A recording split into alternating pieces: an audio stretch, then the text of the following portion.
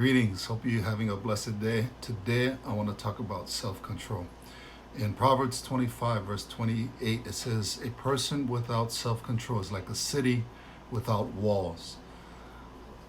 A city without walls means it's a vulnerable city. It means that there is no protection, there is no guard, there is no opposition, a defense mechanism to stop outside cities or outside nations, bandits, robbers, people who actually want to come steal and kill and destroy. Uh, we won't have anything to protect ourselves against those forces. And the city in this context can also apply to our lives. When we don't have self-control, that we don't have a guard, we don't have a protection, it means that we make ourselves vulnerable. And the end result is that we give up our rights, we give up our freedoms, and we give up our power, which enables other people to come in and make decisions for us. Case in point, my dad's health. It's declining. He cannot take care of himself. He cannot control himself. So now, for the betterment of his health and his welfare, as well as my mom, obviously for the whole welfare and betterment of our whole family, me and my brothers are forced to come in to provide assistance and make decisions that he may not appreciate, may not like, he may not like, he might be in resistance to it, but it's for his own good because he lacks the capacity, right now at least, to make decisions for himself because of his health challenges. Same for any of us who breaks the law. When we break the law, the city and the state basically say, society is basically saying, because you cannot control your emotions, because you cannot control yourself, you're forced to take on these consequences. Serve time, community service, both of them which will take away or at least will limit greatly our freedoms and our rights and our privileges because we are dangerous to people. And that's one of the things that we must understand when we don't have self-control. We put ourselves in harm's way and we put others in harm's way. But what is self-control? According to Galatians chapter 5, verse 22 and 23, it's a fruit of the Holy Spirit. It means that it's a byproduct. It's one of the factors or the results of us being in partnership with the Holy Spirit and the Holy Spirit working in and through us. How is self-control a fruit? The word self-control in that passage means to master oneself. It's the ability to restrain oneself. It's the ability to take control, to keep our emotions in check. That people around us don't have to be afraid of us whenever there's times of stress, or even when we get mad or angry, which is not a sin. A self-controlled person is going to say, don't worry, I'm not going to do anything to hurt you, even though I might be hurt, even though I might be stressed out. I'm not going to use it against you. That's an example of a fruit of the Spirit.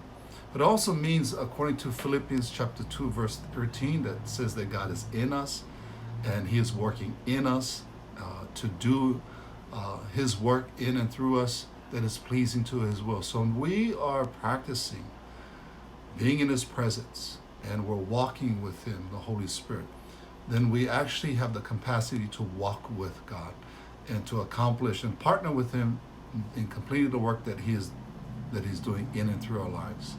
Here's some of the benefits of having self-control. I'll just share two. One is that we have a better response to times of stress. In Proverbs 15:1, it says, "A soft word turns away wrath, but a harsh word stirs up anger."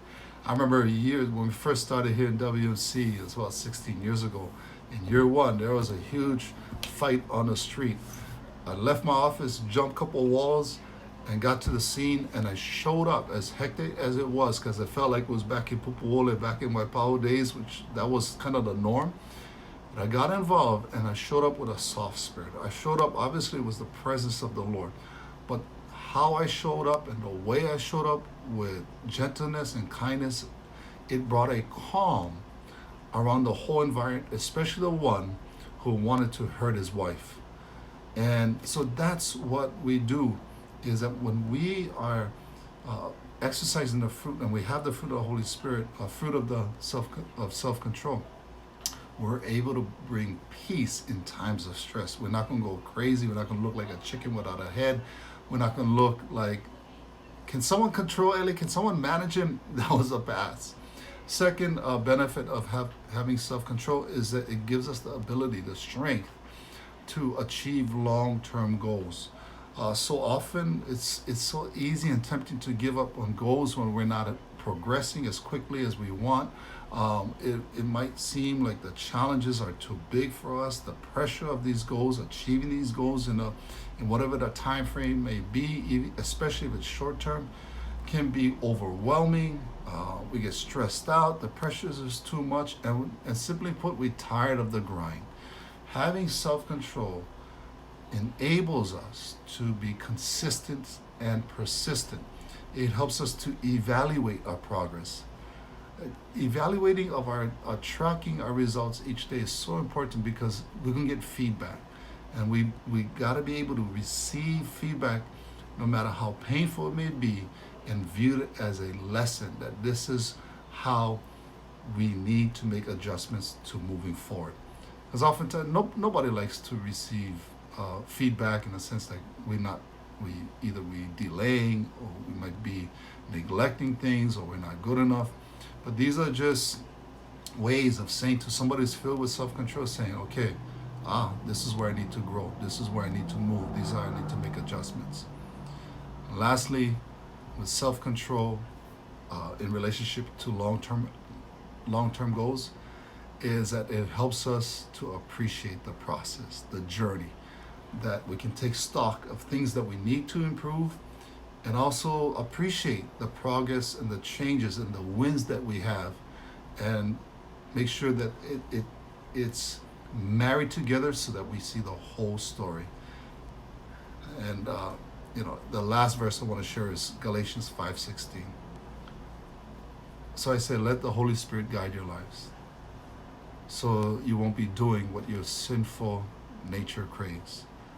Holy Spirit guide our lives to simply to allow Him to walk by your side and follow His lead. That's all it means. May the Lord bless you.